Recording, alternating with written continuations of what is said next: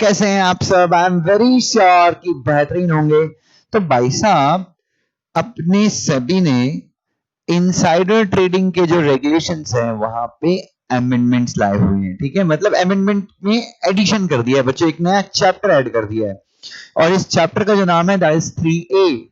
सो मुझे ऐसा लगता है कि ये जो एडिशन है ये एग्जाम के लिए काफी इंपॉर्टेंट है, तो इसके बारे में एक छोटा सा हम क्या करेंगे, डिस्कशन करेंगे। ठीक है, so will see all these amendments, जितने भी अमेंडमेंट्स हैं जो सेबी ने इंट्रोड्यूस किए हैं इनसाइडर ट्रेडिंग रेगुलेशन से।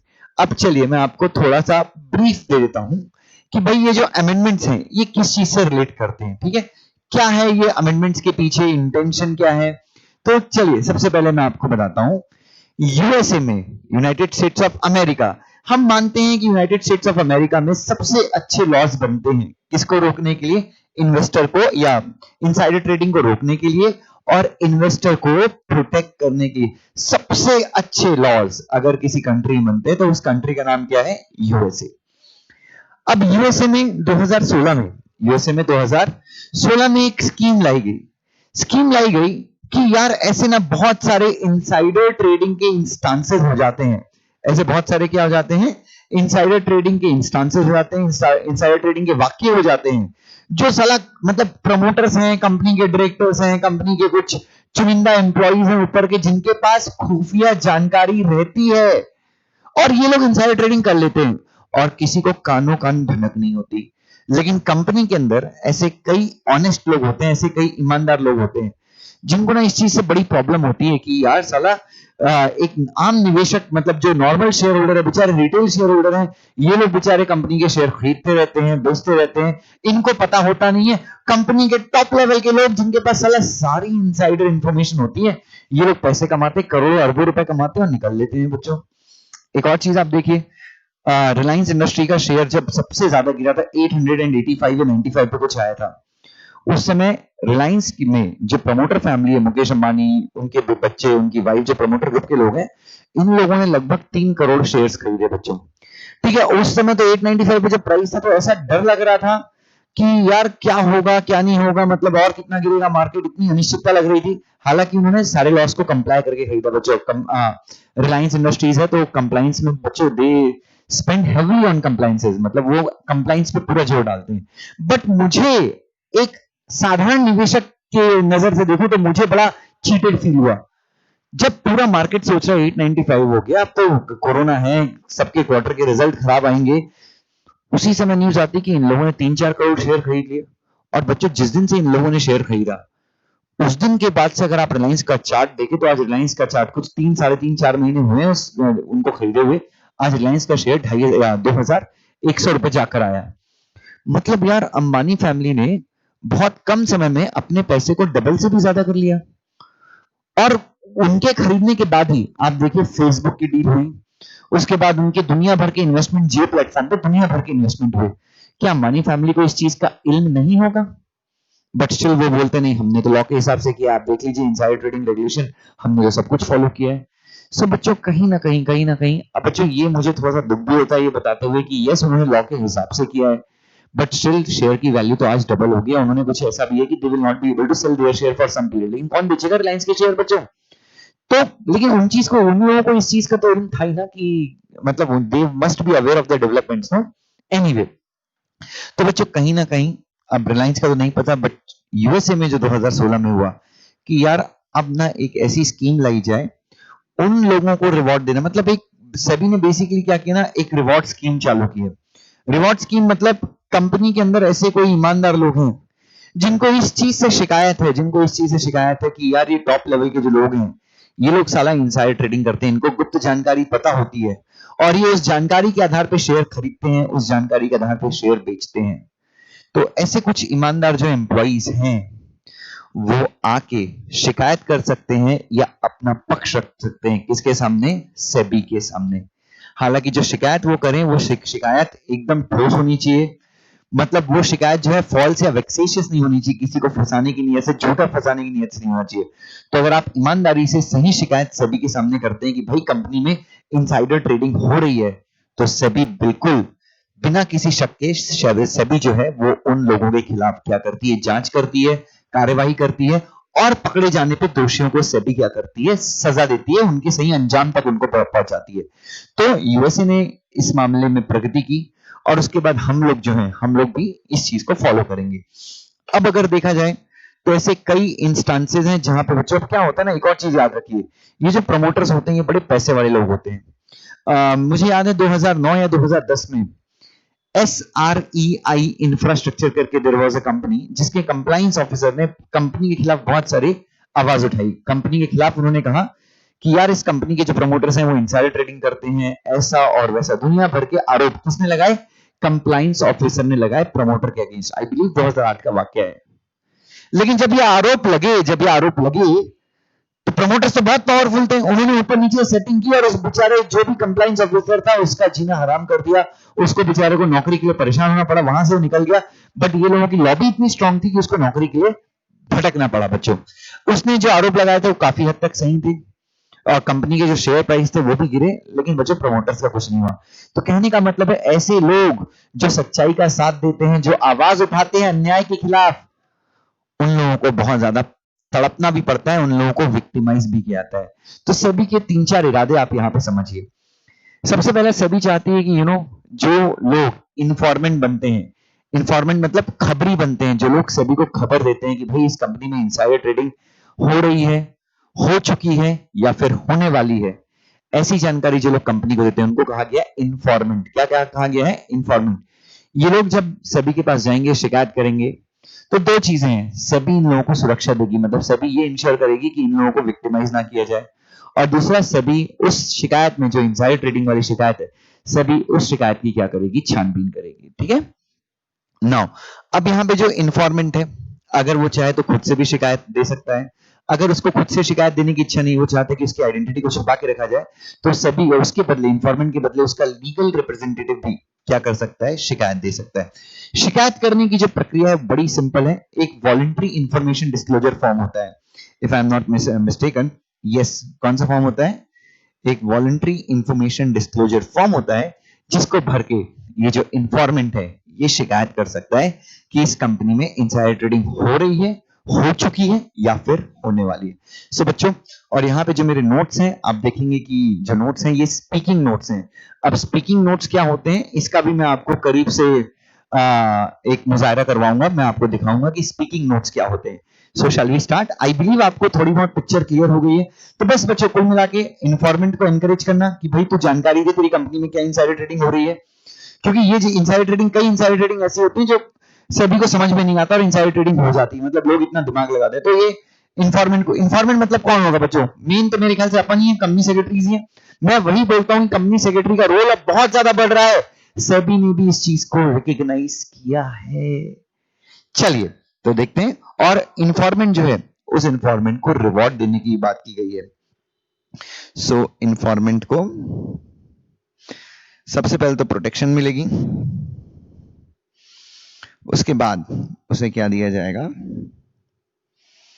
रिवॉर्ड भी दिया जाएगा। ठीक है। अगर ये साबित होता है कि उसके द्वारा दी गई जानकारी सही है, सभी को लगता है कि उस जानकारी के हिसाब से सभी इन्वेस्टिगेशन करवा सकती है, सभी को लगता है कि ये जानकारी है ओरिजिनल है, ओरिजिनल मतलब सभी को और किसी सोर्स से ये जानकारी ऑलरेडी मिली नहीं है, एकदम नई जानकारी है, ठोस जानकारी है, पक्की जानकारी है, तो सभी क्या करेगी, रिवॉर्ड की स्कीम भी लेकर आएगी। Is that clear? चलिए, सो शैल वी बिगिन बच्चों, स्टार्ट करें अपन। चलिए, सो a new chapter 3A has been added to these regulation मतलब SEBI prohibition of insider trading regulation में ये चैप्टर ऐड किया गया है। टू encourage people, लोगों को प्रोत्साहित करने के लिए, किस चीज के लिए, to give information regarding insider trading occurring मतलब चल रही है, अबाउट टू अकर चलने वाली है, इन द कंपनी या फिर हो चुकी है, अकर्ड, अकरिंग या अबाउट टू अकर, तीन चीजें याद रखना। And the provision of awarding such people, और उन लोगों को क्या करना है, तो एक तो लोगों को एनकरेज करना कि भाई आप बताओ, प्लस उन लोगों को क्या करना, अवार्ड देना। ये दो मंशाओं के साथ, ये दो नियत के साथ सभी ने नया चैप्टर ऐड किया। चलिए थोड़ी सी डेफिनेशन देखेंगे। इंफॉर्मेंट, सो कौन है भाई ये इंफॉर्मेंट, और कौन है भाई, कौन है भाई, कौन है? इंफॉर्मेंट कौन है? ये खबरी लाल है। कौन है ये? खबरी लाल है। सो इंफॉर्मेंट इज इक्वल टू खबरी लाल। माल है कमाल, इसका नाम है खबरी लाल। सो एक ऐसा बंदा, इंफॉर्मेंट का मतलब खुद से जो बंदा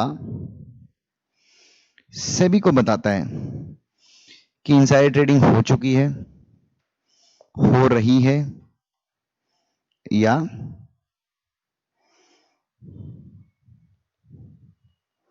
होने वाली है। सो बच्चों, खुद से जो बंदा ये बताता है कि इनसाइडर ट्रेडिंग हो चुकी है, सॉरी हो चुकी है, हो रही है या होने वाली है। और बताता कैसे है? ओ भाई साहब, ओ मेरे पिताजी, बताता कैसे है? कैसे बताता है? मैंने बताया था आपको कैसे बताता है।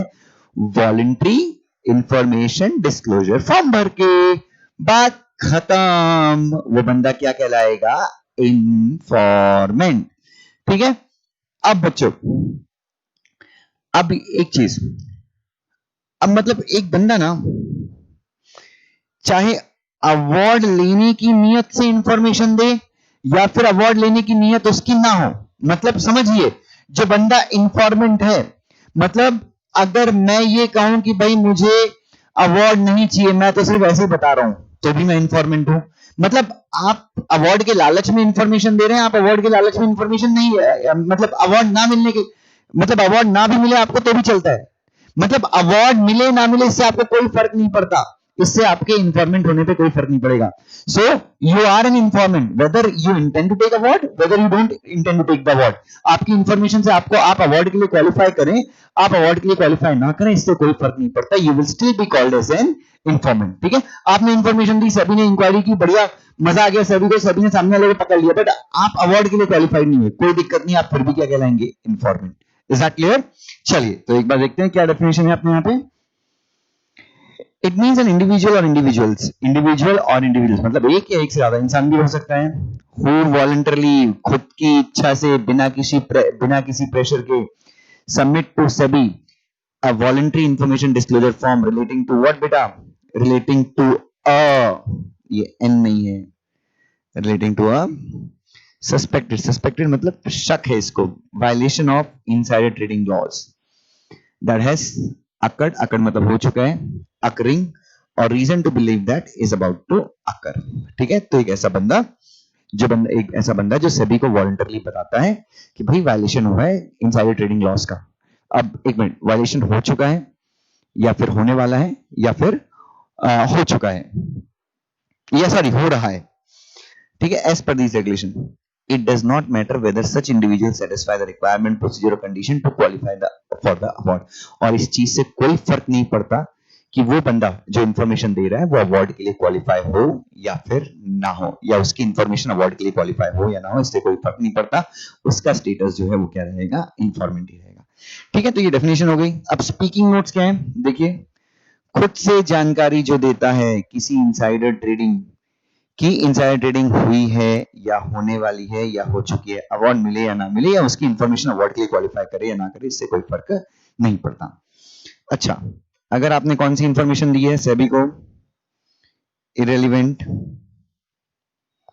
फ्रिवलस मतलब अनइंपॉर्टेंट, इरेलीवेंट मतलब कोई काम की नहीं है, या फिर वेक्सेशियस मतलब झूठी, तो आपको कोई अवार्ड मिलने वाला नहीं है, आपकी इंफॉर्मेशन को इंफॉर्मेशन माना भी नहीं जाएगा। मतलब अगर आप सभी को इरेलीवेंट, वेक्सेशियस या फ्रिवलस इंफॉर्मेशन देते हैं तो आपकी इंफॉर्मेशन के आधार पे सभी कोई भी कार्यवाही करने वाली नहीं है। तो कब माना जाएगा? ऐसा कब माना जाएगा कि आपके द्वारा दी गई जानकारी, आपके द्वारा दी गई जानकारी क्या है? आपके द्वारा दी गई जानकारी वेक्सेशियस है, फ्रिवलस है या इरेलीवेंट है। सबसे पहली चीज, आपने किसी को फंसाने के लिए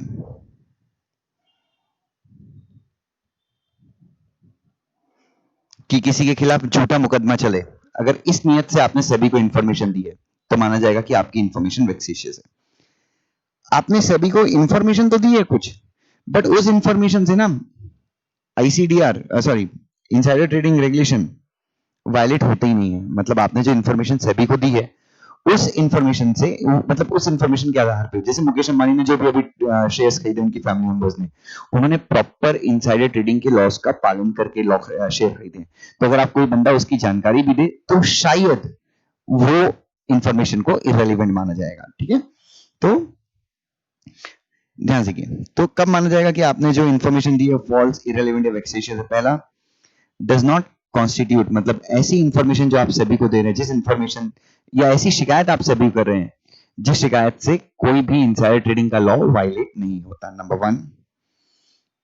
दूसरा, is rendered solely for the purpose of malicious prosecution, आपने इसीलिए इंफॉर्मेशन दी है कि सामने वाले के खिलाफ में झूठा मुकदमा चले, झूठा कोर्ट में केस चले, आपने फंसाने की नियत से दी है। दुश्मनी निकाल रहे हो साले मौसी के लड़के, दुश्मनी निकाल रहे हो मेरे साथ। और तीसरा, सेबी को ही लगता है कि ऐसी 2 कौड़ी की इंफॉर्मेशन पे क्या टाइम वेस्ट किया जाए, ये कोई इंफॉर्मेशन बराबर है ही नहीं। मतलब आपने बताया कि भाई उसने ना इस तारीख को ना इनसाइडर ट्रेडिंग की थी, लेकिन सेबी ने जब इंफॉर्मेशन जब देखा कि इसने इस तारीख को ट्रेडिंग की थी इनसाइडर ने, अरे यार लेकिन ये तो ट्रेडिंग प्लान के हिसाब से है, this trading is as per trading plan regulation 5। तो फिर सही बोलती क्या इसमें इंक्वायरी करके टाइम वेस्ट करना। ठीक है, चलिए, स्पीकिंग नोट्स, ऐसी जानकारी जिसमें कोई वायलेशन ही नहीं है, झूठा केस चलवाने के लिए और सेबी का टाइम वेस्ट करने की जो इंफॉर्मेशन दोगे वो इररेलेवेंट कहलाती है। ठीक है, now monetary sanction. Basically monetary sanction कब आता है? अवार्ड, जो इंफॉर्मेंट होता है ना उसको अवार्ड मिलता है, तो अवार्ड कितने का मिलेगा भाई साहब? आपने जो बंदा है जो इंफॉर्मेंट है उसने सेबी को इंफॉर्मेशन दी है, तो इंफॉर्मेशन सही है तो उसको क्या मिलना चाहिए? अवार्ड मिलना चाहिए। अवार्ड किस आधार पे मिलेगा? तो ये आता है किसके आधार पे? Monetary sanction. Now what is this monetary sanction?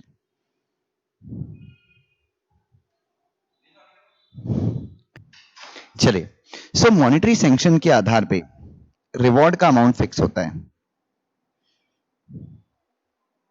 अब बच्चों ध्यान से देखिए, मॉनेटरी सैंक्शन इज बेसिकली, आप मान लीजिए कि एक तरह की पनिशमेंट जो सेबी देगी, इंफॉर्मेशन जो सेबी को आपने दी है उसके आधार पे सेबी क्या करती है? एक प्रकार की पेनल्टी इंपोज करती है। ठीक है, तो उस जो पेनल्टी सेबी इंपोज कर रही है, ठीक है, उस पेनल्टी को क्या कहा जाता है? Monetary sanctions. ठीक है, अब मॉनेटरी सैंक्शंस में क्या आता है? सबसे पहला, monetary sanction includes non monetary settlements. Now what is non monetary settlement? हो सकता है सेबी क्या करे, आप अगर दोषी पाए गए हैं इनसाइडर ट्रेडिंग के, तो नॉन मॉनेटरी सेटलमेंट हो सकता है सेबी आपको स्टॉक मार्केट से प्रतिबंधित कर दे, सेबी आपको वार्न करे, ये सेबी कोई आपके खिलाफ क्रिमिनल केस दायर करे।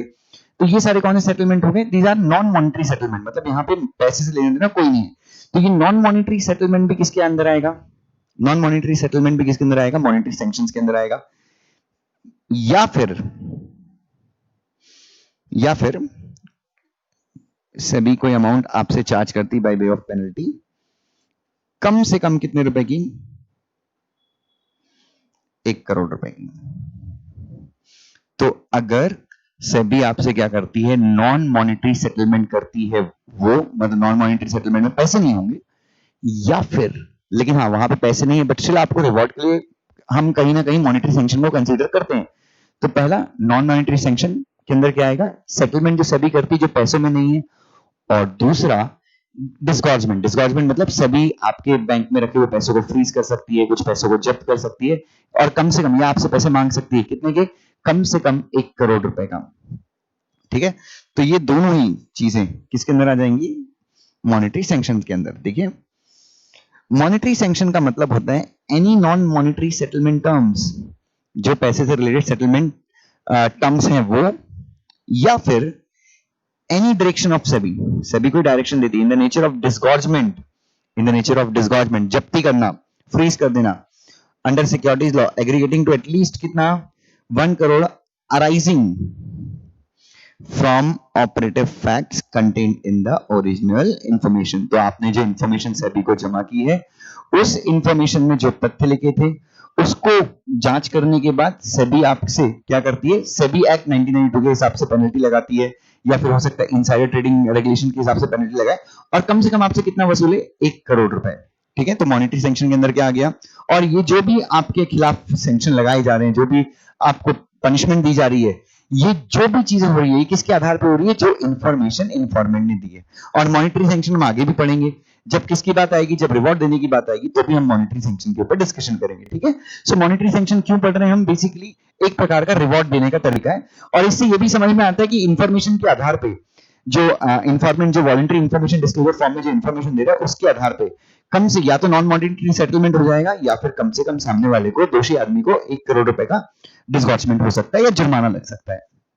चलिए, स्पीकिंग नोट्स क्या बोलते हैं, एक प्रकार का पैसे के बिना सेटलमेंट हो जाना, तो ये पहला हो गया, या फिर सेबी के आदेश पर कम से कम 1 करोड़ रुपए वसूलना, किसके हिसाब से, इंफॉर्मेशन से मिली जानकारी के अनुसार। मतलब जो भी मॉनेटरी सैंक्शन हो रहे हैं वो किसके हिसाब से हो रहे हैं, जो भी पनिशमेंट हो रही है वो किसके हिसाब से हो रही है, आपने जो इंफॉर्मेशन सेबी को दी थी, इन्फॉर्मेंट ने जो इंफॉर्मेशन सेबी को दी थी। इन्फॉर्मेंट कौन है, इंडिविजुअल या इंडिविजुअल्स जो वॉलंटरली क्या करते हैं, वॉलंटरी इंफॉर्मेशन डिस्क्लोजर फॉर्म भरते हैं और सेबी को क्या देते हैं, जानकारी देते हैं कि there is a violation of security law, a violation of security law occurred, about to occur, और इज अकरिंग।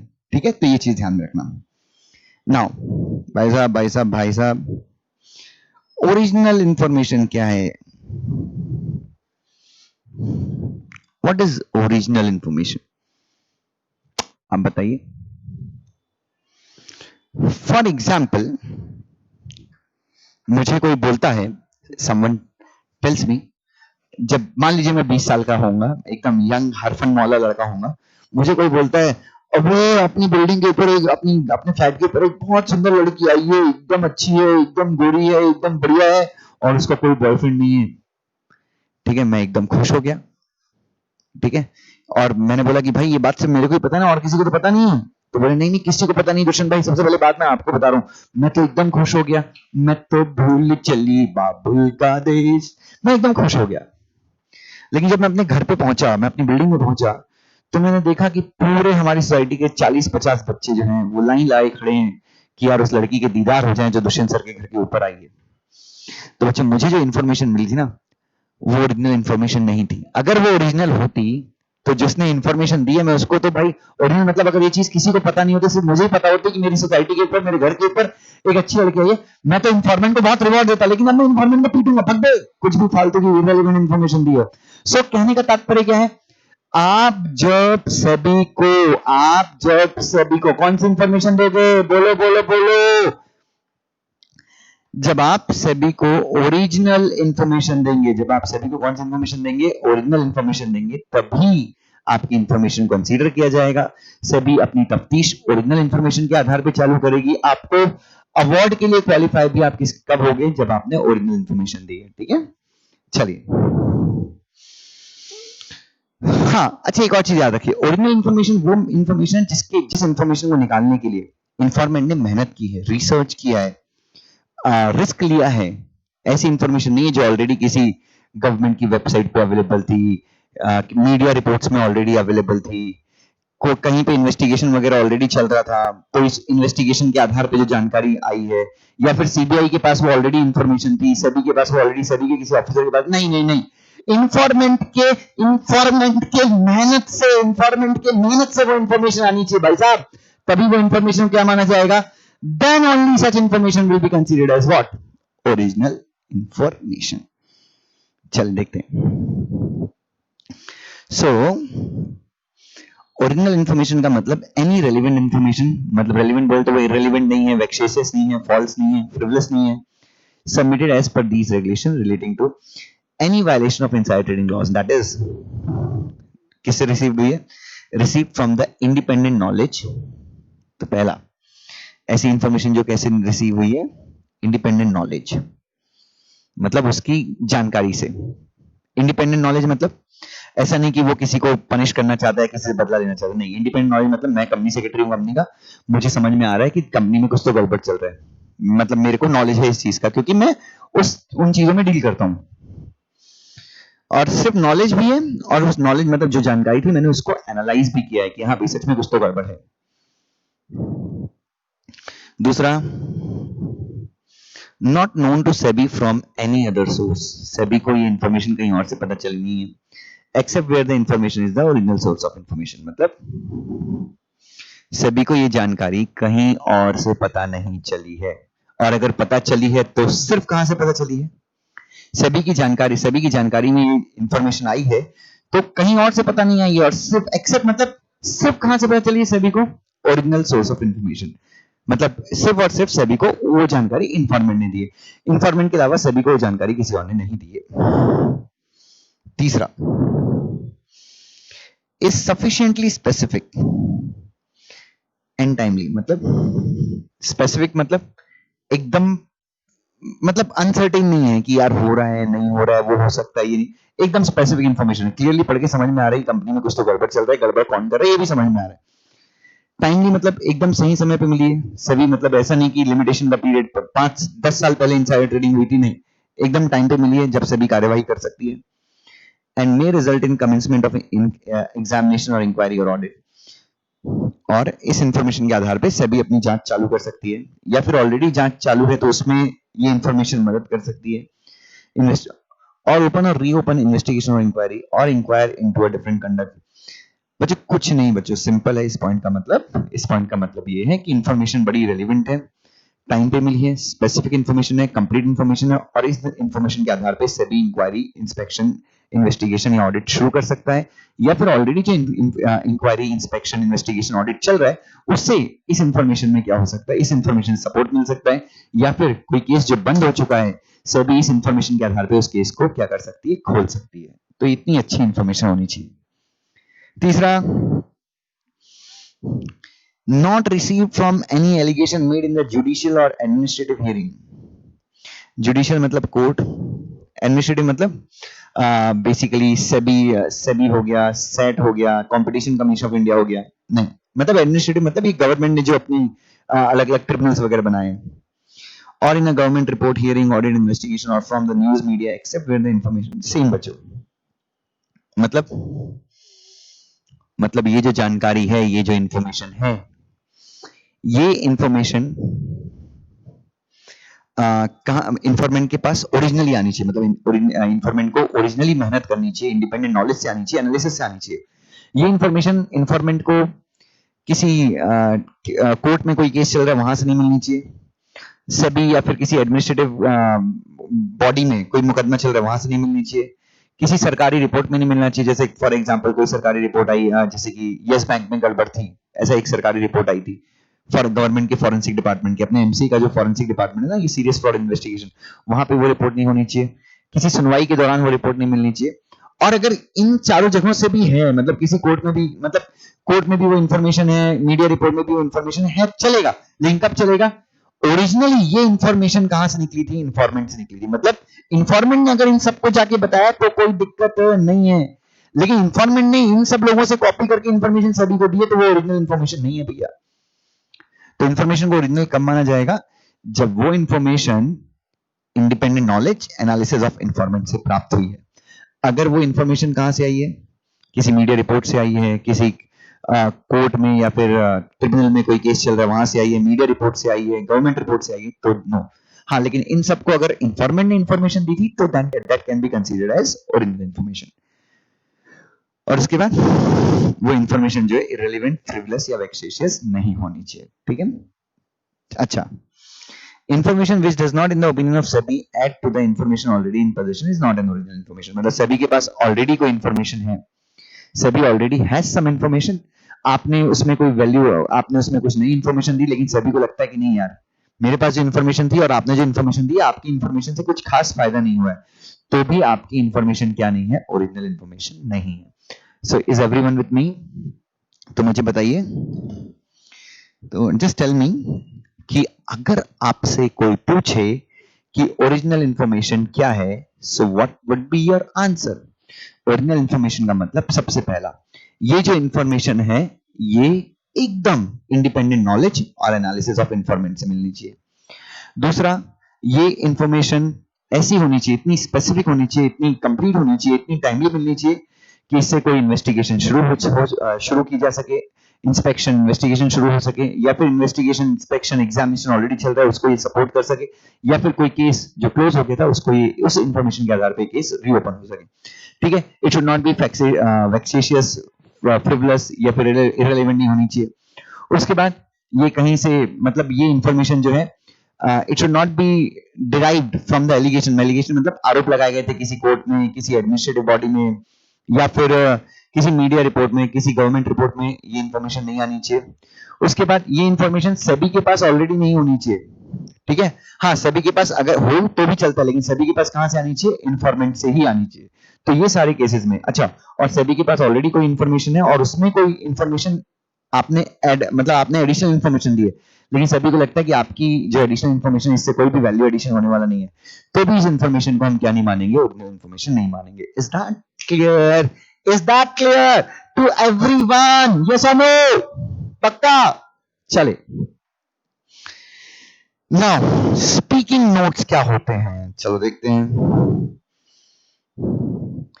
ऐसी जानकारी जो इंफॉर्मेंट की मेहनत से मिली है, ऐसी जानकारी जो इंफॉर्मेंट की मेहनत से मिली है, सभी को कहीं और से पता नहीं चला, ठीक है, जिसके आधार पर इन्वेस्टिगेशन शुरू की जा सकती है, जिसका उल्लेख किसी कोर्ट की प्रोसीडिंग या सरकारी रिपोर्ट या मीडिया में नहीं था और इररिलेवेंट भी नहीं है, उसे क्या कहा जाता है? Original information. Is that clear? Is that clear? Next is reward. ओ इतनी मगजमारी क्यों है जी? ओ मेरे को रिवॉर्ड चाहिए। आप भाई साहब से भी कहीं ना कहीं इंकरेज कर रही है कि आप और देखिए बीच से, और देखिए ये बहुत आगे जा रहे हैं, आगे जा रहे हैं, आगे जा रहे हैं, इतनी सारी इंफॉर्मेशन लाए, इनको रिवॉर्ड मिलेगा, और ये मिल गया इनको रिवॉर्ड। तो रिवॉर्ड बेसिकली, सो जो मेरा अगला डिस्कशन आपके साथ होगा that would be on reward. Let's see what reward is. Reward का मतलब होता है कॉस्ट फ्री मॉनेटरी अमाउंट। कई बार ऐसा होता है आपको मिली 10 लाख की लॉटरी, लेकिन वो 10 लाख की लॉटरी क्लेम करने के लिए आपको 5 लाख रुपए जमा कराना पड़ेगा। तो क्या हो गया वो? That is reward with cost. That is reward with cost. लेकिन हम यहां पे जो बात कर रहे हैं, सेबी जो आपको रिवॉर्ड दे रही है, which reward is that? Cost free monetary amount. मतलब ये रिवॉर्ड क्लेम करने के लिए आपको कुछ भी पैसे देने की जरूरत नहीं है। For which an information is declared eligible.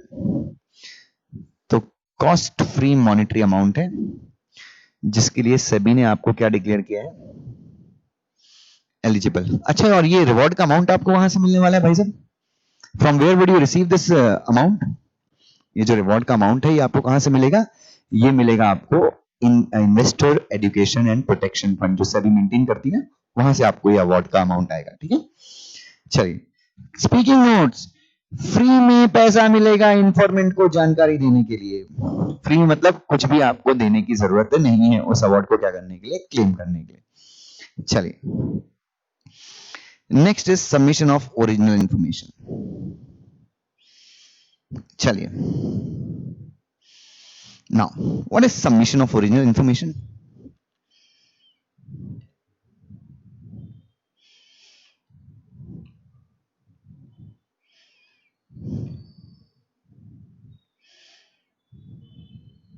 ना बताइए क्या मतलब होता है इसका, सबमिशन ऑफ ओरिजिनल इंफॉर्मेशन?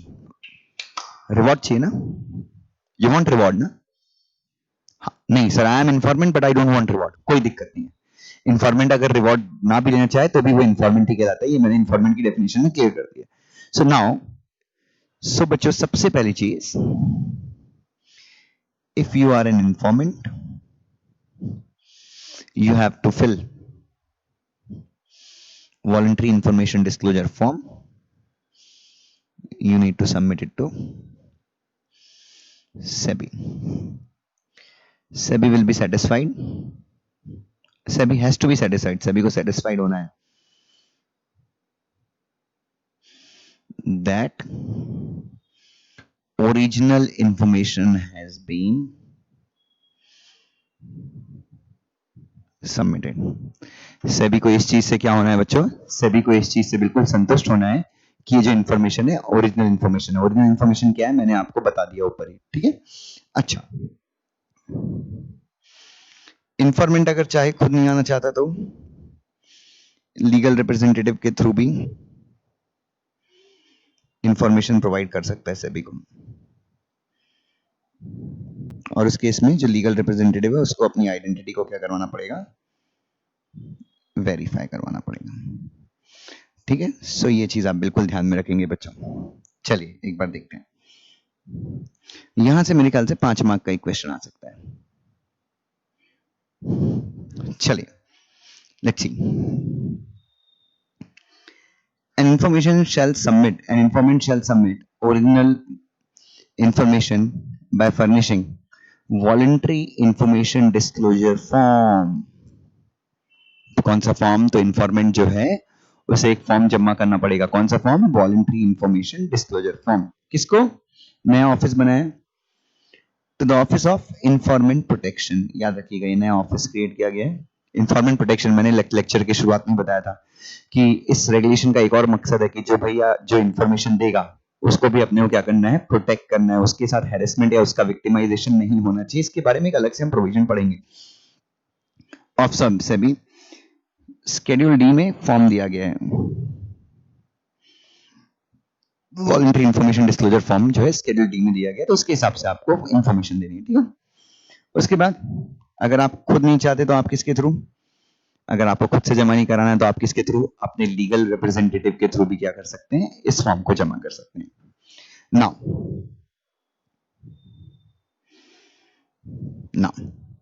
लेकिन अब क्या होता है, अब वो जो इंफॉर्मेंट है वो बोलता है नहीं नहीं नहीं, लीगल रिप्रेजेंटेटिव के थ्रू मैं नहीं जमा कराऊंगा, मेरे को खुद जाने का है, मेरे को भगत सिंह बनने का है, मैं खुद जाऊंगा, मैं खुद झंडा फहराऊंगा। नहीं भेजना, मैं डर मैं किसी के बाप से नहीं डरता रे, मैं जाऊंगा, मैं खुद ही जाऊंगा, मैं खुद जाऊंगा जी, मैं किसी से डरता नहीं हूँ। तो सभी आपको भी बुला सकती है, यस, सभी आपको बुला सकती है। वॉलंटरी इंफॉर्मेशन मतलब आपने इंफॉर्मेशन जमा करने के बाद भी सभी आपको बुला सकती है कि भाई आजा, क्या इंफॉर्मेशन जमा की, तेरे पास सबूत क्या है, तेरी आइडेंटिटी बता, तू कंपनी, तो कैसे बोल सकता है, किस आधार पे तूने ये इंफॉर्मेशन कलेक्ट की है, मैं कैसे मान लूं कि इंफॉर्मेशन सही है।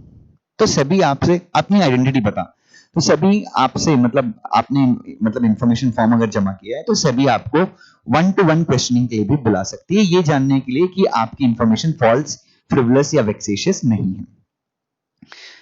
However, where the informant does not submit where the informant does not submit the voluntary information disclosure form through legal representative, मतलब आप खुद ही जा रहे हो, SEBI may require such informant to appear in person। SEBI उस इंसान को बोल सकती है कि तू खुद से आ मेरे पास, अपनी आइडेंटिटी पता, टू असर्टेन, असर्टेन मतलब पता लगाना हिज और her identity, and the reliability, reliability मतलब भरोसा करें या ना करें, किसके ऊपर, जो इंफॉर्मेशन वो दे रहा है। Is that clear? नाउ उसके बाद where the एक नोट है, where the information relating to any violation of security laws is received in a manner not in accordance with the manner provided under these laws, सभी may require such information to be filed। कुछ नहीं बच्चों, फालतू है, मतलब आपने सभी को इन्फॉर्मेशन दी बट आपने वॉलंटरी इन्फॉर्मेशन डिस्क्लोजर फॉर्म में नहीं दिया, आपने एक प्लेन पेपर पे लिख के दे दिया सभी को ये इन्फॉर्मेशन, तो सभी आपसे बोल सकती है कि भाई देख तेरी जो इन्फॉर्मेशन तूने दी है अच्छी बात है, हम तेरी इज्जत करते हैं, बट ये जो तुमने इन्फॉर्मेशन दी है ये ना प्रॉपर फॉर्म में नहीं है, फॉर्मेट में नहीं है, इनकम्प्लीट है, क्या साले तू प्रोफेशनल है ये, तो आपको क्या बोल सकता है कि सभी बोल सकती है कि सही फॉर्मेट में सही फॉर्म में जमा करके दो, ठीक है। उसके बाद चलिए ये तो हो गया। अच्छा एक और चीज याद रखना, यहाँ पे नहीं लिखा बट लीगल रिप्रेजेंटेटिव भी अगर जमा करता है ये फॉर्म तो भी उसकी आइडेंटिटी को वेरीफाई किया जा सकता है कि वो लीगल रिप्रेजेंटेटिव सच में है या नहीं है। अब स्पीकिंग नोट्स क्या बोलते हैं, वॉलंटरी इंफॉर्मेशन डिस्क्लोजर फॉर्म में जमा करो, खुद भी कर सकते हो और लीगल रिप्रेजेंटेटिव से भी करा सकते हो। अगर लीगल रिप्रेजेंटेटिव के थ्रू किया है और फॉर्म जमा नहीं किया, सॉरी क्या है, अगर लीगल रिप्रेजेंटेटिव के थ्रू किया है और फॉर्म जमा किया है सभी इंफॉर्मेंट को बुला सकती है के थ्रू जमा किया। एक मिनट बच्चों,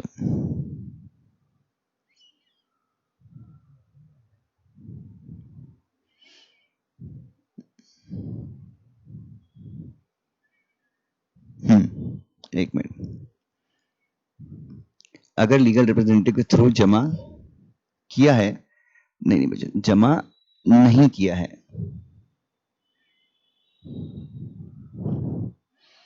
किया है तो सभी इंफॉर्मेंट को बुला सकती है इंफॉर्मेशन की सच्चाई जानने के लिए। ठीक है, तो ये ध्यान में रखना।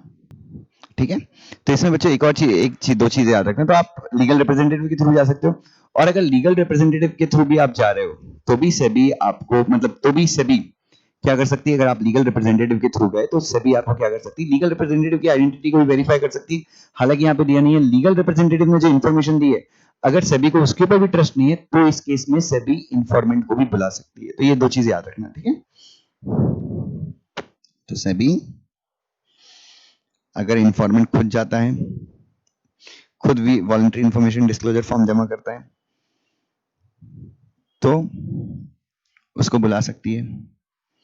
अगर लीगल रिप्रेजेंटेटिव के थ्रू जाता है तो भी सभी इंफॉर्मेंट को बुला सकती है। ये ध्यान में रखना है इंफॉर्मेंट की आइडेंटिटी जानने के लिए। तो इसके दो इंटरप्रिटेशन निकल जाएंगे। नेक्स्ट, अब किसके बारे में बात करेंगे, जो मैं बोल रहा था वो आगे आ गया। अब यहाँ पे अलग से प्रोविजन हमने लीगल रिप्रेजेंटेटिव के लिए बनाए हैं कि भाई अगर लीगल रिप्रेजेंटेटिव इंफॉर्मेशन जमा करता है तो क्या क्या चीजें होंगी। तो अभी इंफॉर्मेंट जमा कर रहा था, तो इंफॉर्मेंट अगर जमा करता है, खुद से आता है, तो मतलब फॉर्म जमा कर देता है एंड देन सभी उसको बुला सकती है 1-to-1 वेरिफिकेशन के। अब लीगल रिप्रेजेंटेटिव का थ्रू देखते हैं। सबसे पहला तो भाई, when the legal representative submits the form, he shall, मतलब आप किसकी जिम्मेदारी बता रहे हैं अपन, जब आपका फॉर्म लेके कौन जाएगा, लीगल रिप्रेजेंटेटिव जाएगा। जब आपका फॉर्म लेके कौन जाएगा, लीगल रिप्रेजेंटेटिव जाएगा। चलिए, सो अब लीगल रिप्रेजेंटेटिव जाता है तो क्या कांड होगा देखते हैं। तो सबसे पहले जब लीगल रिप्रेजेंटेटिव इंफॉर्मेशन जमा करने जाएगा, तो नंबर 1 सबसे पहले क्या करना है,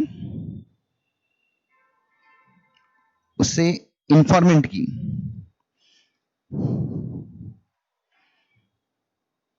कॉन्टैक्ट डिटेल्स को क्या करवाना है,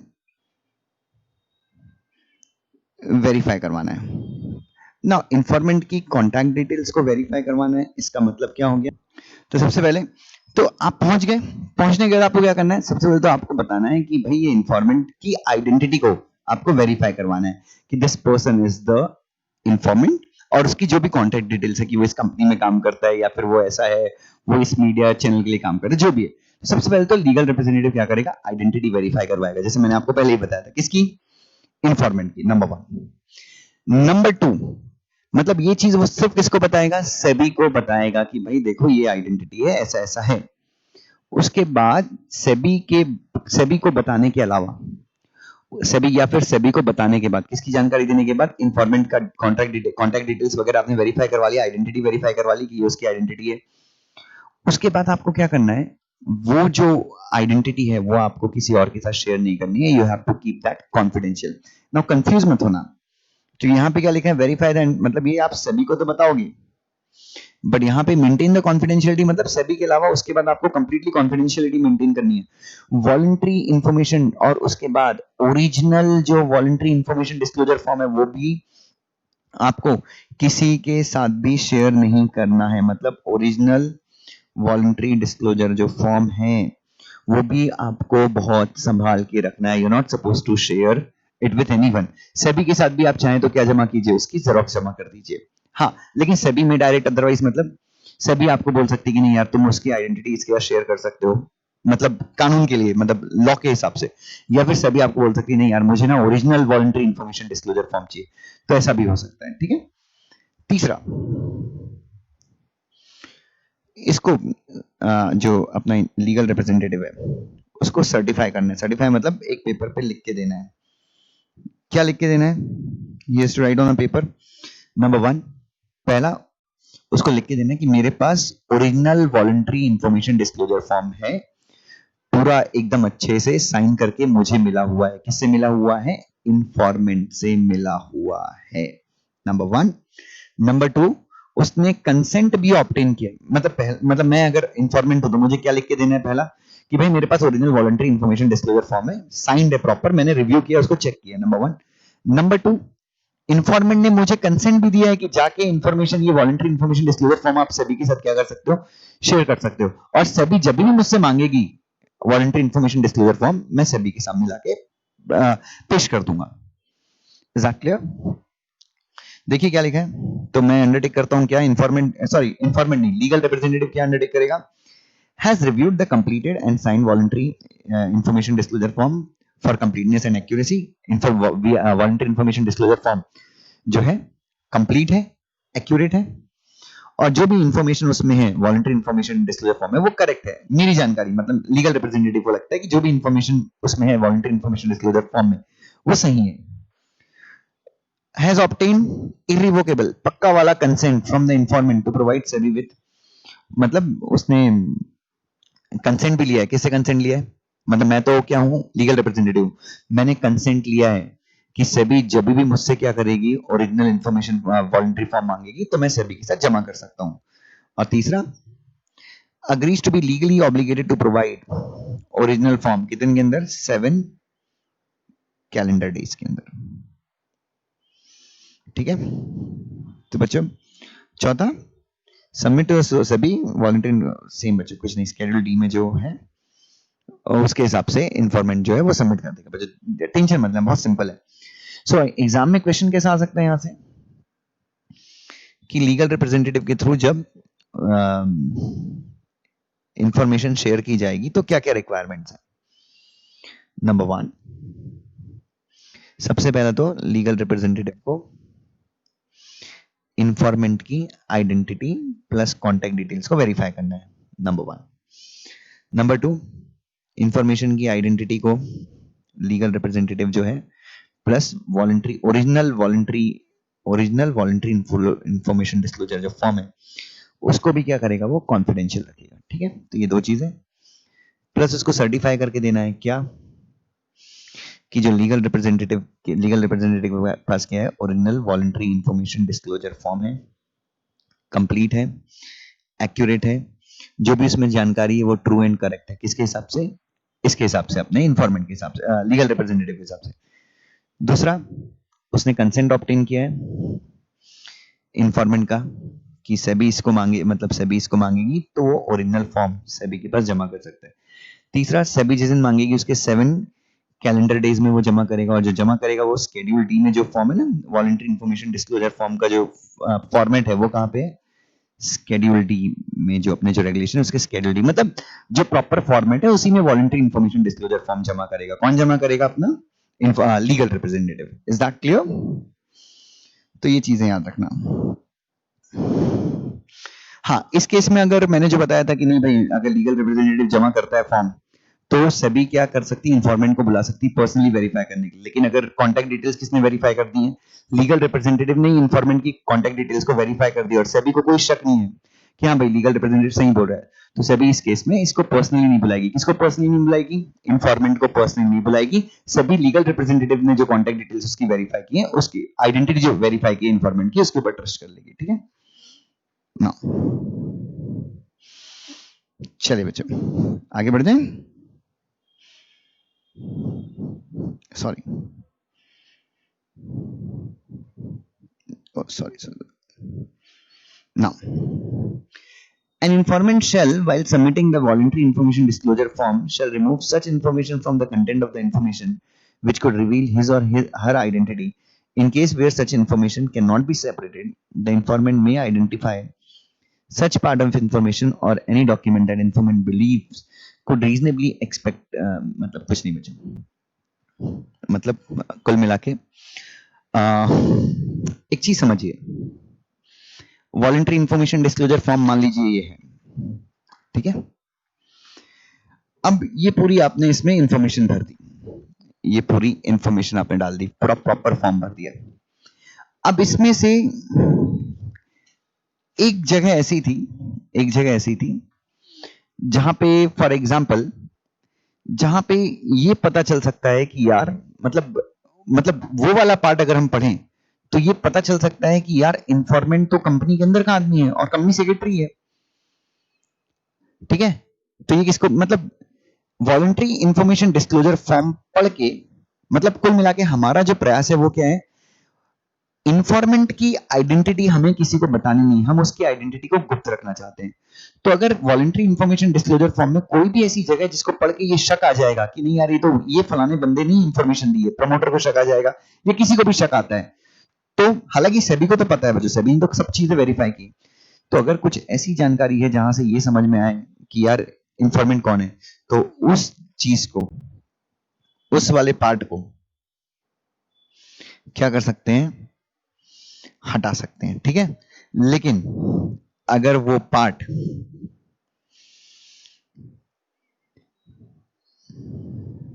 ठीक है, सो रिमूव सच इंफॉर्मेशन, तो जब वो अपना इंफॉर्मेंट ये फॉर्म जमा करे तो वो इंफॉर्मेशन हटा सकता है, विच कुड रिवील मतलब बता सकती है उसकी आइडेंटिटी, एंड इन केस अगर वो इंफॉर्मेशन हट नहीं सकती, द इंफॉर्मेशन में identify such part of information और एनी डॉक्यूमेंट दैट इंफॉर्मेशन। तो कुछ नहीं बच्चों, तो आप सीधे से क्या कीजिए बच्चों, सिंपल सी चीज है, उसमें आपको लगता है कि यार ये आपने पूरी इंफॉर्मेशन जमा की, लेकिन आपको ये लगता है कि आखिरी के इतने पैराग्राफ में से अगर इसको पढ़ा जाए तो आपकी आइडेंटिटी रिवील हो सकती है, तो आप इस पार्ट को क्या कर दीजिए, अलग कर दीजिए। अगर आपको लगता है कि आप अलग नहीं कर सकते तो क्या कीजिए, इसके ऊपर मार्क कर दीजिए, कि ऐसे ऐसे करके मार्क कर दीजिए कि भाई इस पार्ट से मेरी आइडेंटिटी रिवील हो सकती है, तो सभी प्लीज ये पार्ट आप किसी के साथ शेयर ना करो, ठीक है। तो आप ऐसा कर सकते हैं। स्पीकिंग नोट्स क्या बोलते हैं भाई, जब ये लीगल रिप्रेजेंटेटिव इंफॉर्मेशन देगा तब इसे अपना प्लस इंफॉर्मेंट का आइडेंटिटी प्रूफ करानी होगी, बताना होगा कि जानकारी सही और इंफॉर्मेंट से इसने परमिशन ली है, लीगल रिप्रेजेंटेटिव परमिशन ली है इंफॉर्मेशन सभी को बताने की, ठीक है। चलिए नेक्स्ट क्या है। अच्छा, अभी ये पूरी इंफॉर्मेशन किसके पास जा रही थी बच्चों,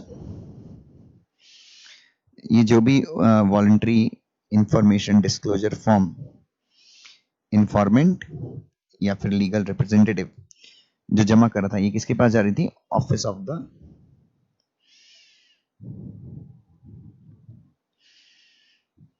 इंफॉर्मेंट प्रोटेक्शन। तो ये पूरी इंफॉर्मेशन जा रही थी बच्चों किसके पास, ऑफिस ऑफ इंफॉर्मेंट प्रोटेक्शन के पास जा रही थी ये सारी जानकारी, ठीक है।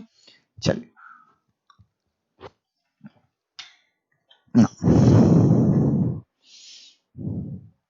Let's see, SEBI may create a division to function as the independent office of environment protection, उसी को मिलती है सारी information.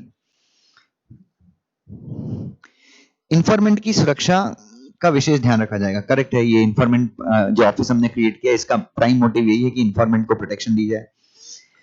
The office of informant protection shall perform the following function. क्या क्या फंक्शन इस ऑफिस ऑफ इंफॉर्मेंट प्रोटेक्शन के, receiving and registering, सबसे पहला तो चाहे इंफॉर्मेंट दे चाहे लीगल रिप्रेजेंटेटिव दे, क्या करना, रिसीव करना और रजिस्टर करना, क्या, जो original voluntary information disclosure form है उसे। मेकिंग ऑल नेसेसरी, फिर इंफॉर्मेंट से बात करना, वो इंफॉर्मेंट को बुलाना कि भाई तूने जो इंफॉर्मेशन दी है वो कंप्लीट नहीं लग रही है, जैसा भी डाउट है, रिलायबल है कि नहीं है, तो इंफॉर्मेंट से कम्युनिकेट करना। Maintaining a hotline for benefit of potential इंफॉर्मेंट, special telephone lines, एकदम सीक्रेट वाली, जहां पे इंफॉर्मेंट क्या कर सके, इंफॉर्मेशन दे सके, मतलब जहां पे कॉल ट्रेस वगैरह ना हो सके, ऐसी हॉटलाइन मेंटेन करना, ठीक है। जिसके कॉल रिकॉर्ड ना हो सके, टैप ना हो सके, तो ऐसी हॉटलाइन बनाना, किसके लिए, इंफॉर्मेंट्स के लिए, जहां पे इंफॉर्मेंट सूचना दे सके अगर उनके पास कुछ है। Maintaining confidentiality of legal representative of informant and act as interface between informant and officers of SEBI. तो सबसे पहला लीगल रिप्रेजेंटेटिव की भी कॉन्फिडेंशियलिटी मेंटेन करना, आइडेंटिटी वेरीफाई करना, बट किसी को बताना मत, कॉन्फिडेंशियलिटी मेंटेन करना, प्लस एक लिंक की तरह काम करना, किसके बीच में, सेबी के ऑफिसर और जो इंफॉर्मेंट है, इनके बीच में क्या करना, as a bridge, as a link काम करना। इंफॉर्मेंट इंसेंटिव कमिटी, इसके बारे में हम आगे पढ़ेंगे। ये इंफॉर्मेंट इंसेंटिव कमिटी क्या है, ये जो इंफॉर्मेंट को रिवॉर्ड वगैरह देना होता है ना, तो ये इंफॉर्मेंट इंसेंटिव कमिटी जो है रिवॉर्ड वगैरह डिसाइड करती है, तो उसके साथ इंटरेक्ट करना। Press release and rewards relating to informant, ये हम आगे पढ़ेंगे, लेकिन रिवॉर्ड के टाइम पे इसके भी बारे में बात करेंगे। Submitting annual report to SEBI, कि भाई तुमने साल भर में, सेबी ने एक अलग ऑफिस क्रिएट किया, क्या ये ऑफिस अपनी जिम्मेदारियों को निभा पाया, इस चीज की जानकारी, पूरे एनुअल रिपोर्ट साल भर में आपने क्या क्या किया, इसकी पूरी जानकारी किसको देना है, सेबी को देनी है। उसके बाद After receiving the form, the Office of Information Protection shall communicate the content of the information with all evidences to SEBI for further action. The SEBI shall not be required to send any information or acknowledgement to informant or any other person of the examination or action initiated by SEBI, if any. After चलिए बच्चों छोड़ दीजिए, इतना यहाँ तक clear है क्या? हाँ सर क्लियर तो है बट उतना क्लियर नहीं है, थोड़ा सा अच्छे से बता रहा हूँ. चलो बच्चों अब मैं बताऊंगा किसके बारे में. ऑफिस एक बार रिवाइज करवाऊंगा.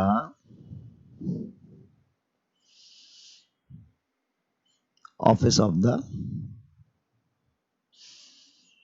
Information protection.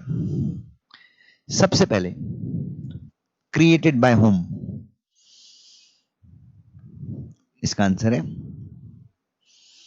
Created by SEBI. ठीक है. सो office of the information protection जो है ये ऑफिस किसने बनाया बच्चों? तो ये जो ऑफिस है, this office has been exclusively created by SEBI. क्यों? Why? Number one, receiving original information. Number one, hotline banana informants के लिए. एक लिंक की तरह काम करना सेबी के ऑफिसर्स और इन्फॉर्मेंट के बीच में. ठीक है. इन्फॉर्मेंट्स के साथ रेगुलर बेसिस पे क्या करना? इन्फॉर्मेंट्स के साथ रेगुलर बेसिस पे क्या करना? कम्युनिकेट करना. इंसेंटिव कमिटी जो है उसके साथ कम्युनिकेट करना. फिर जो मैटर्स हैं, रिवॉर्ड के मैटर्स हैं, जो इन्फॉर्मेंट्स को रिवॉर्ड मिलने चाहिए, उसके बारे में वो मैटर उसके बारे में डिस्कशन करना या उसके बारे में सजेशन देना या रिवॉर्ड के मैटर्स देखना. अब साल भर में जो भी करते हैं उसकी एनुअल रिपोर्ट बना के किसको देना? सभी को देना. ठीक है. और उसके बाद ये भी इंश्योर करना, ensure confidentiality of legal representative. ये भी ध्यान में रखना, लीगल रिप्रेजेंटेटिव की कॉन्फिडेंशियलिटी रहे. उसके बाद प्रोटेक्शन भी मिलनी चाहिए. किसको प्रोटेक्शन मिलनी चाहिए? इन्फॉर्मेंट को प्रोटेक्शन मिलनी चाहिए, लीगल रिप्रेजेंटेटिव को प्रोटेक्शन मिलनी चाहिए. ये भी इंश्योर करना चाहिए क्योंकि इसका नाम ही है ऑफिस ऑफ इन्फॉर्मेंट प्रोटेक्शन. ठीक है. तो ये सारे फंक्शंस हो गए. हाँ. उसके बाद अब इंफॉर्मेशन रिसीव कर ली इन लोगों ने. ओरिजिनल इंफॉर्मेशन रिसीव करने के बाद वो इंफॉर्मेशन किसके पास चली जाएगी? ये जो ऑफिस है वो देगा information concern department of SEBI को. कंसर्न डिपार्टमेंट ऑफ सेबी कौन हो जाता है? Who is the concern department of SEBI? Basically यहां पे आ जाएंगे, हालांकि इन्होंने बताया नहीं, एडजुडिकेटिंग ऑफिसर्स. उसके बाद एडजुडिकेटिंग ऑफिसर्स क्या करेंगे? इन्वेस्टिगेशन करेंगे, इंक्वायरी करेंगे, देखेंगे कि भाई इंफॉर्मेशन रिलायबल है कि नहीं है. हालांकि इसने सब चीज ऑफिस ऑफ इंफॉर्मेशन प्रोटेक्शन ने सब चीजें कर ली. और उसके बाद जो भी एडजुडिकेटिंग ऑफिसर जो भी एक्शन लेंगे, किसके आधार पे? इंफॉर्मेशन के आधार पे जो भी एक्शन लिया जाएगा उस चीज की जानकारी किसके शेयर नहीं की जाएगी? इंफॉर्मेंट को कुछ भी नहीं बताया जाएगा कि क्या एक्शन लिया जा रहा है, क्या एक्शन नहीं लिया जा रहा है. मतलब इंफॉर्मेंट का रोल कब खत्म हो जाएगा? इंफॉर्मेशन प्रोवाइड करने के बाद इंफॉर्मेंट का रोल जो है that will come to an end. Is that clear? चलिए आगे बढ़ जाएंगे. आई होप ये क्लियर है बच्चों. I hope everyone is clear with the concept. ओ भाई समझ रहा है कि नहीं? और समझ रहा है कि नहीं? समझ रहा है कि नहीं? चलिए आगे बढ़ जाएंगे. ओ भाई सब कुछ इतनी मेहनत इन्फॉर्मेंट मतलब कुछ इन्फॉर्मेंट इसलिए करते हैं ताकि उनको क्या मिले? रिवॉर्ड मिले. कुछ इन्फॉर्मेंट सत्य के लिए लड़ते हैं, उनको रिवॉर्ड्स में कोई उतना इंटरेस्ट नहीं होता. उनको लगता है कि भाई इनसाइडर ट्रेडिंग नहीं होनी चाहिए, जो छोटे छोटे इन्वेस्टर्स हैं उनको उल्लू नहीं बनाना चाहिए. तो लेट्स सी इंफॉर्मेशन रिवॉर्ड क्या है. चलिए बच्चों, सो हमारा जो अगला डिस्कशन होगा that would be on informant reward. Let's see. तो भाई रिवॉर्ड का कार्यक्रम कब चालू होगा?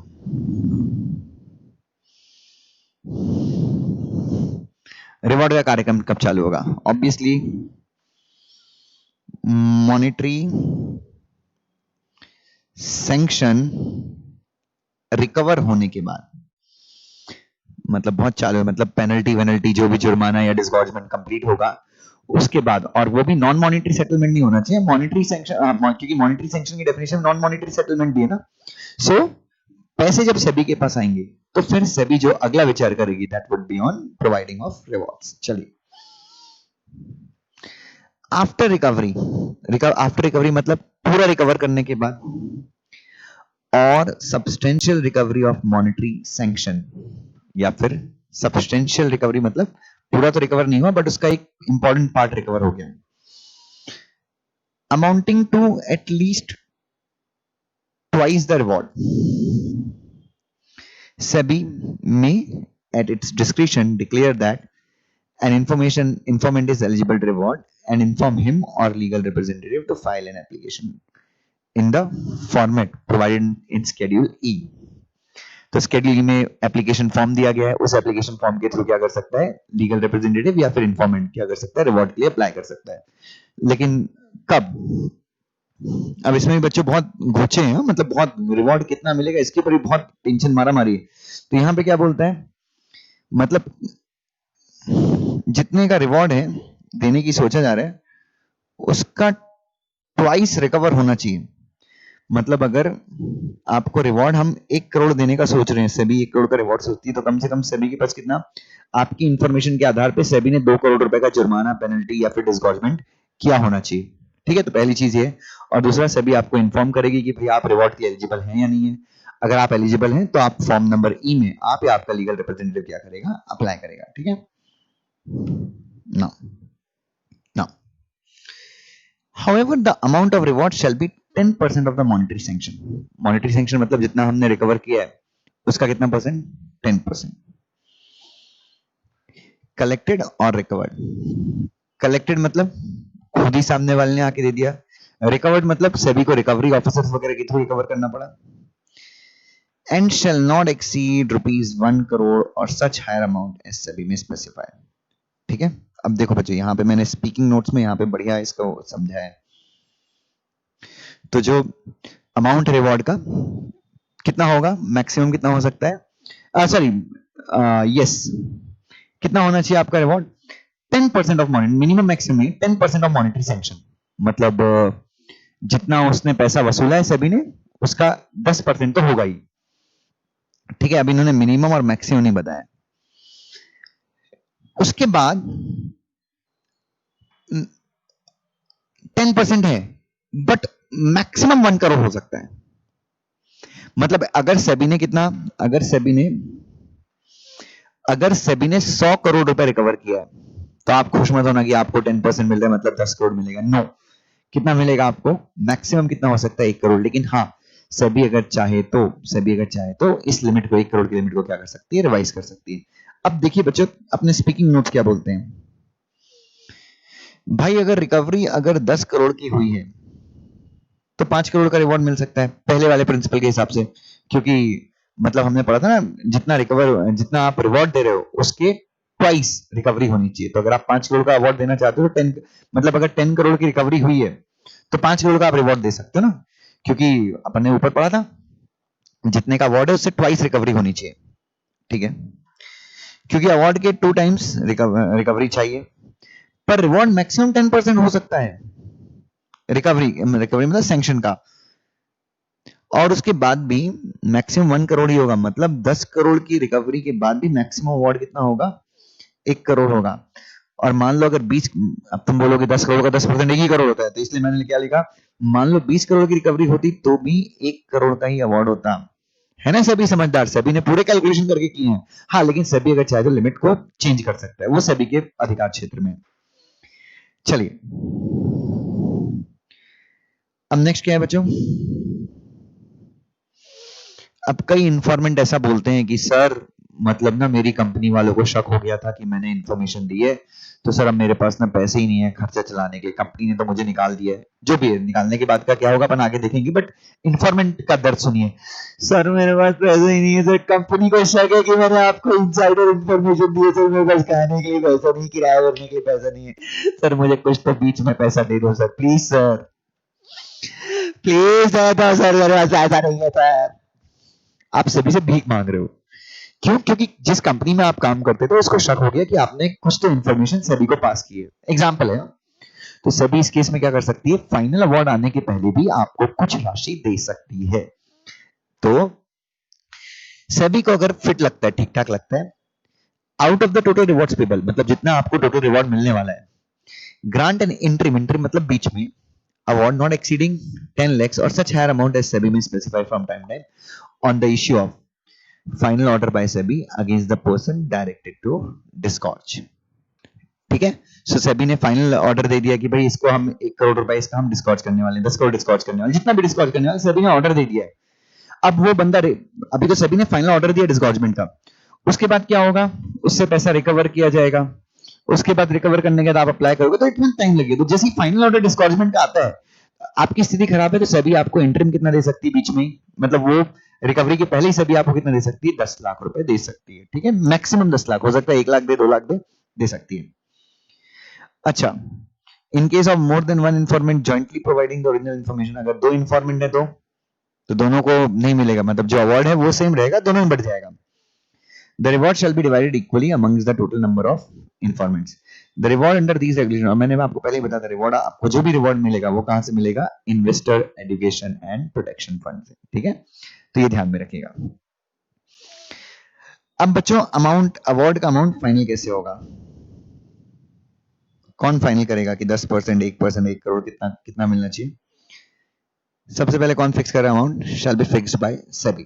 ठीक है, जब सेबी आपका अवार्ड फिक्स करेगी, it mean specify the factor which में बी कंसीडर्ड बाय, आ गई ना, informant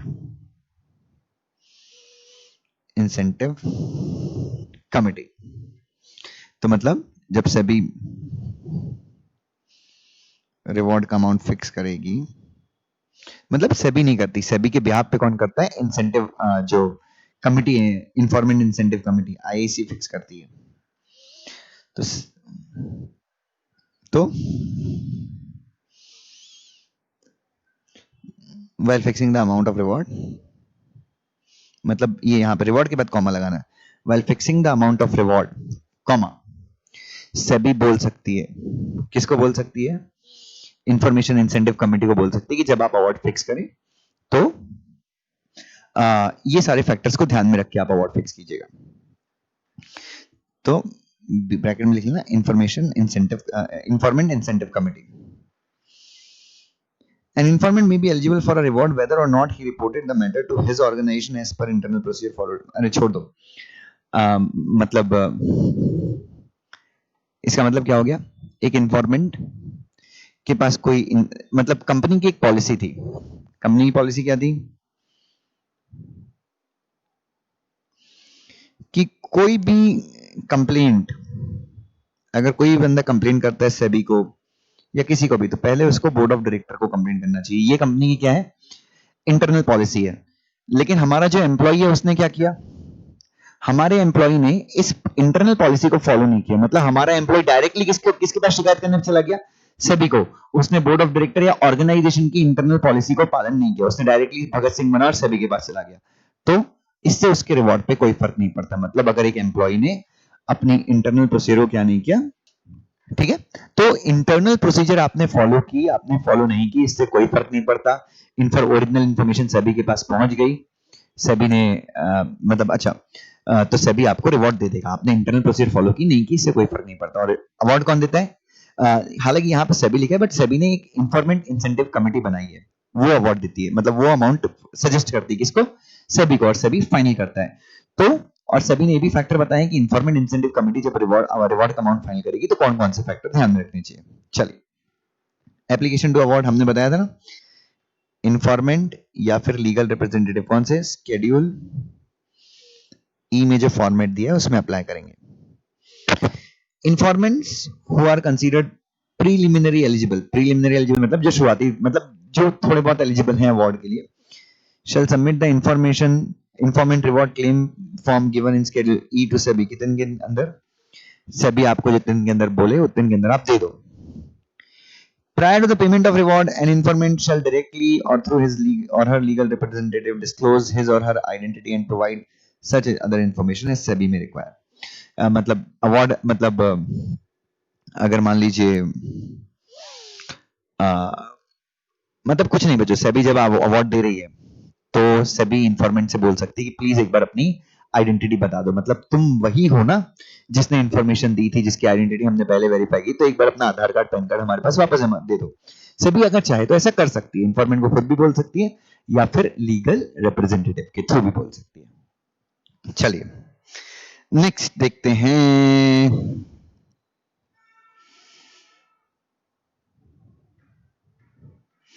rejection for claim of award, आपको याद है वहां पे अपन ने पढ़ा था एक, who are preliminary eligible for award. ये साला प्रीलिमिनरी वर्ड डाल दिया ना तो ही मैं समझ गया था कुछ तो गड़बड़ होने वाला है।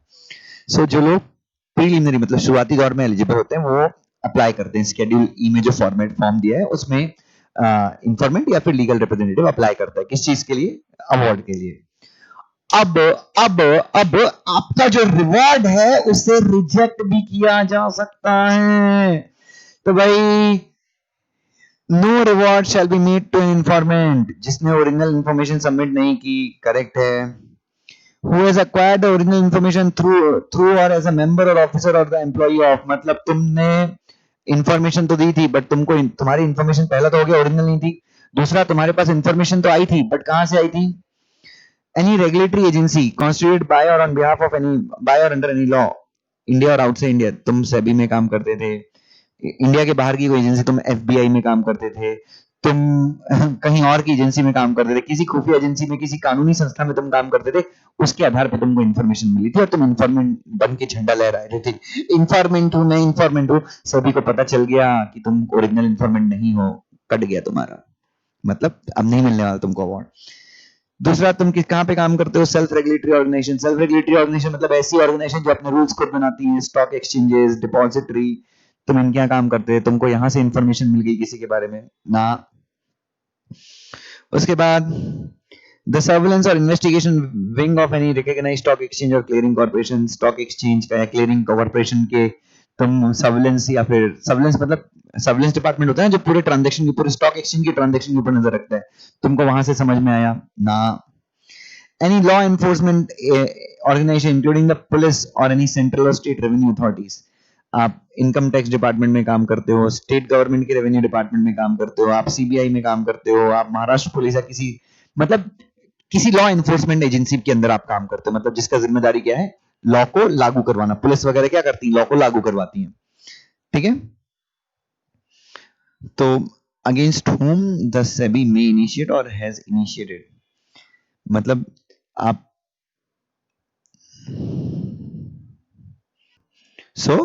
कुल मिला के सभी किस किस को नहीं मिलेगा अवार्ड, पहला जो ओरिजिनल इंफॉर्मेशन सबमिट नहीं करता, दूसरा जिसके पास इंफॉर्मेशन तो थी बट वो इन सारी संस्थाओं के साथ काम करता था, इसलिए उसके पास इंफॉर्मेशन आई, उसको भी रिवॉर्ड नहीं मिलेगा। तीसरा, ऐसा व्यक्ति जिसके खिलाफ सेबी ने ऑलरेडी, मतलब उसका कोई पुराना केस चल ही रहा था, सेबी ने ऑलरेडी जिस इंसान के खिलाफ क्या किया है, क्रिमिनल एक्शन शुरू कर सकती है सेबी, या फिर क्रिमिनल एक्शन ले लिया कोर्ट वर्ग स्पेशल कोर्ट्स में केसेस दायर कर दी, मतलब सेबी को पहले से पता था कि आदमी डिफॉल्टर है।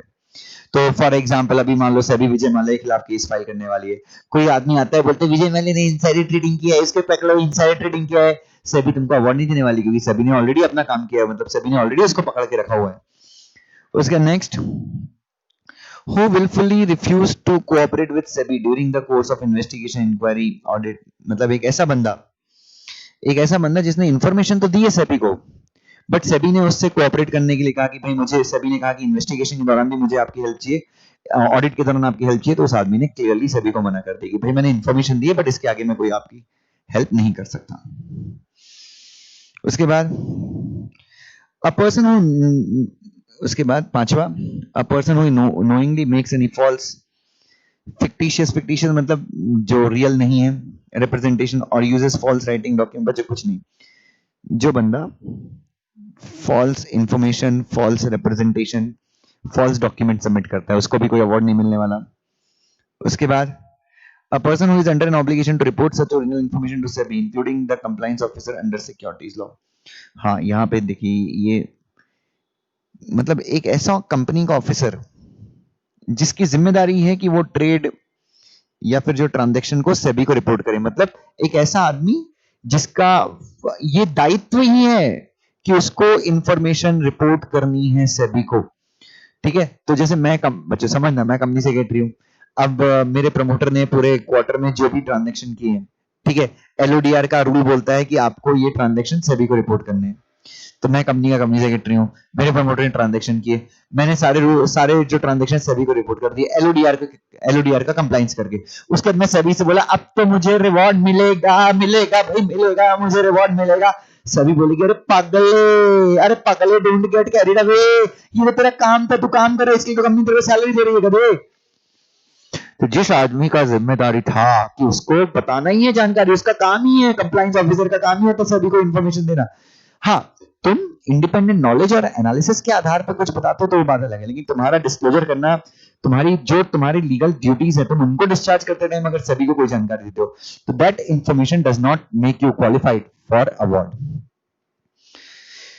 ठीक है, तो ये पॉइंट याद रखना। स्पीकिंग नोट्स क्या बोलते हैं? कुल मिलाकर अगर आप गलत जानकारी देते हैं, अधूरी जानकारी देते हो, या आपके खिलाफ ही कोई क्रिमिनल केस चल रहा है सिक्योरिटी लॉ से रिलेटेड, या फिर आपकी जिम्मेदारी ही अपराध रोकने की, मतलब क्योंकि आप किसी सरकारी संस्था से जुड़े हुए हैं, तो भाड़ में जाइए, आपको कोई रिवॉर्ड मिलने वाला नहीं। ठीक है, तो ये ध्यान में रखना। चलिए नेक्स्ट क्या है?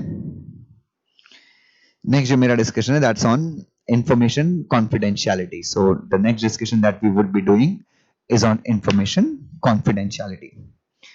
Sharing of information shall be in accordance with such assurances of confidentiality as SEBI determines appropriate. कुछ नहीं बच्चों, SEBI के पास इंफॉर्मेशन आ गई ना, तो अब वो इंफॉर्मेशन SEBI किसके साथ शेयर करेगी? तो SEBI की जो भी प्रोसीजर्स हैं वो SEBI उस प्रोसीजर को फॉलो करेगी, और SEBI को किसका शेयर करना है किसका नहीं करना है वो SEBI डिसाइड करेगी। ठीक है, तो SEBI मतलब SEBI भी कोशिश कर, SEBI को भी इंफॉर्मेशन को कॉन्फिडेंशियल रखना है, और SEBI के जो भी इंटरनल प्रोसीजर्स हैं उसके हिसाब से SEBI उस इंफॉर्मेशन को शेयर कर सकती है, उसको कॉन्फिडेंशियल रखेगी। नाउ ये इंपॉर्टेंट है, मुझे लगता है यहां से क्वेश्चन आएगा।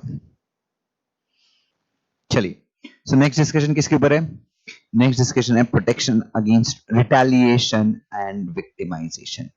बहुत सिंपल सा प्रोविजन है, ध्यान से सुनिएगा। सो बच्चों बात ऐसी है, कंपनी के जो इंटरनल कोड ऑफ कंडक्ट होते हैं, ठीक है, कंपनी के जो इंटरनल कोड ऑफ कंडक्ट होते हैं, इन रेगुलेशंस के आने के बाद वहां पर एक चीज अब बहुत साफ शब्दों में लिख दी जाएगी। क्या लिख दी जाएगी? कि अब मतलब ये रेगुलेशन आने के बाद एक चीज वहां बड़े साफ शब्दों में लिख दी जाएगी कि जो भी employees voluntary information disclosure form SEBI को देते हैं, जमा करते हैं, उन एम्प्लॉइज को पूरे तरीके से प्रोटेक्शन मिलेगी। उन एम्प्लॉइज को विक्टिमाइज, शोषण नहीं किया जाएगा, उनके साथ किसी प्रकार का बुरा बर्ताव नहीं किया जाएगा। ठीक है, तो हर एक कंपनी को अपने कोड ऑफ कंडक्ट में ये डालना है, कुल मिलाई कंपनी को अपनी लगवानी है। ठीक है, नंबर 1। नंबर 2, अगर किसी एम्प्लॉय ने वॉलंटरी इंफॉर्मेशन डिस्क्लोजर फॉर्म जमा कर दिया है सेबी को, हो सकता है किसी से कंपनी को पता चल गया हो, या फिर कंपनी को पनिशमेंट मिल गई हो, या फिर कंपनी के खिलाफ सेबी ने एक्शन लिया हो, मतलब कंपनी को समझ में आ गया कि ये बंदा है, और अगर कंपनी उस व्यक्ति को, उस इंफॉर्मेंट को परेशान करती है, विक्टिमाइज करती है, उसको डिमोशन कर दिया, उसकी सैलरी कम कर दी, उसको निकाल दिया, तो वो बंदा सेबी के पास जा सकता है। अच्छा, इसमें कॉम्पिटिटिव अथॉरिटी की बात की गई, मतलब सेबी अभी यहां पे एक अथॉरिटी बनाएगी, और अथॉरिटी मतलब वही होगा, कौन सा? ऑफिस ऑफ इन्फॉर्मेंट प्रोटेक्शन, जो सेबी के अंदर आता है। वहां जा सकता है, एम्प्लॉइज को अप्रोच कर सकता है, वो बोल सकता है कि मेरे को विक्टिमाइज किया जा रहा है, मेरे को नौकरी से निकाल दिया, जैसा भी है। इस केस में अब वो ऑफिस ऑफ इन्फॉर्मेंट प्रोटेक्शन जो है वो उस कंपनी के खिलाफ क्या करेगा? एक्शन लेगा। उस कंपनी के खिलाफ पेनल्टी लगाई जा सकती है,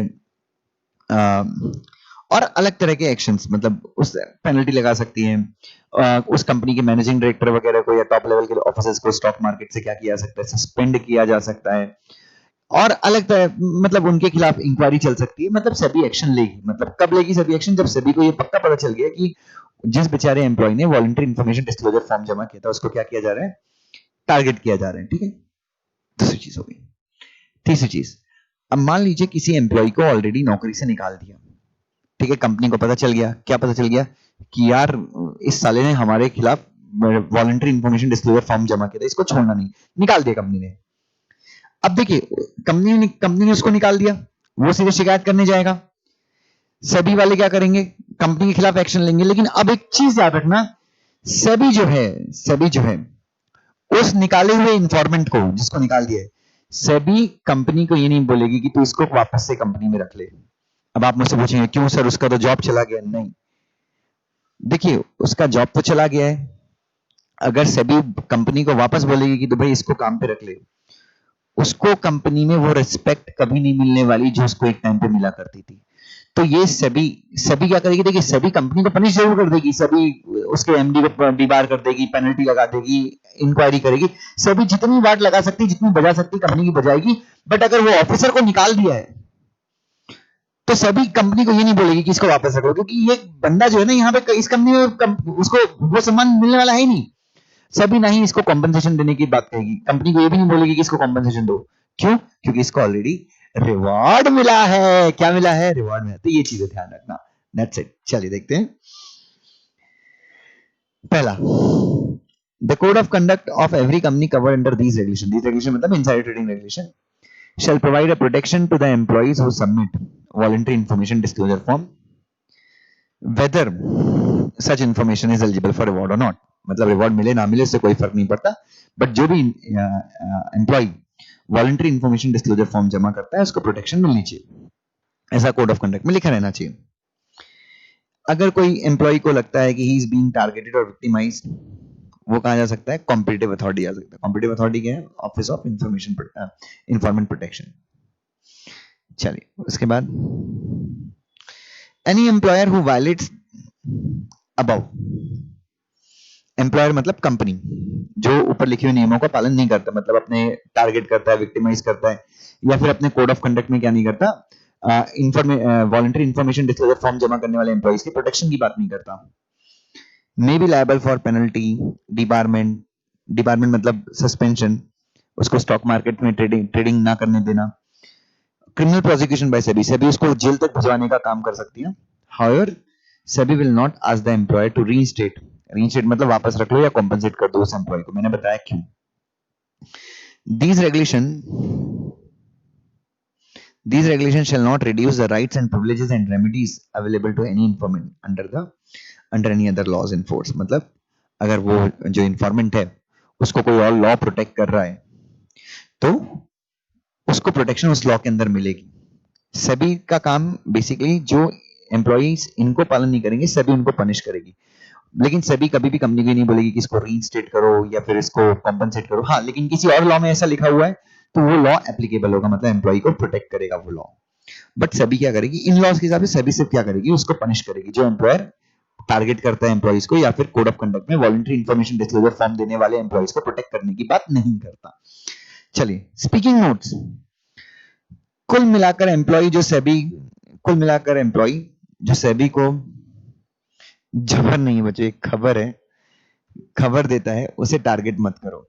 अगर किया है तो वो सेबी से शिकायत करेगा, सेबी कंपनी के खिलाफ एक्शन ले सकती है, पर सेबी कंपनी को ये नहीं कह सकती कि उस एम्प्लॉय को कॉम्पनसेट करो या फिर उसे वापस काम पे रखो। क्यों? क्योंकि उसके लिए ऑलरेडी वापस काम पे आएगा तो उसको फिर से कहीं ना कहीं कंपनी में वो पुराना रिस्पेक्ट नहीं मिलेगा, और कॉम्पनसेट इसलिए नहीं क्योंकि 90% केस में उसको रिवॉर्ड मिलेगा। Is that clear? तो बच्चों आई बिलीव ये अपने इनसाइडर ट्रेडिंग के रेगुलेशंस थे। डिटेल लेक्चर था ये, मुझे मेरे ख्याल से आपको समझा होगा। थैंक यू सो मच बच्चों, God bless you, take care, love you.